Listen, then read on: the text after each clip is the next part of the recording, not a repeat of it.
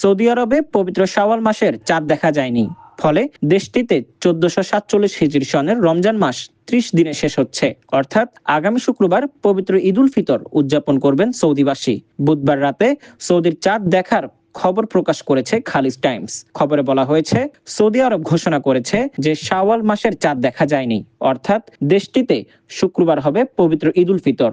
এদিকে সংযুক্ত আরব আমিরাতের দুবাই ভিত্তিক একটি জনপ্রিয় ইংরেজি দৈনিক পত্রিকা গালফ নিউজের প্রতিবেদনে বলা হয়েছে, সৌদি আরবের চাঁদ দেখা কমিটি সন্ধ্যায় বৈঠক করে এবং দেশের কোনো প্রান্তে নতুন চাঁদ দেখা যায়নি বলে নিশ্চিত করেছে। ফলে এই বছর সৌদি আরবের রমজান মাস 30 দিনে পূর্ণ হচ্ছে। চাঁদ দেখার মাধ্যমে নতুন মাস নির্ধারণের যে ইসলামী ঐতিহ্য রয়েছে, সেই নিয়ম অনুসরণ করেই এই সিদ্ধান্ত নেওয়া হয়েছে। আরবি বর্ষপঞ্জিকা অনুযায়ী রমজান মাস হলো নবম মাস, আর শাওয়াল হলো দশম মাস।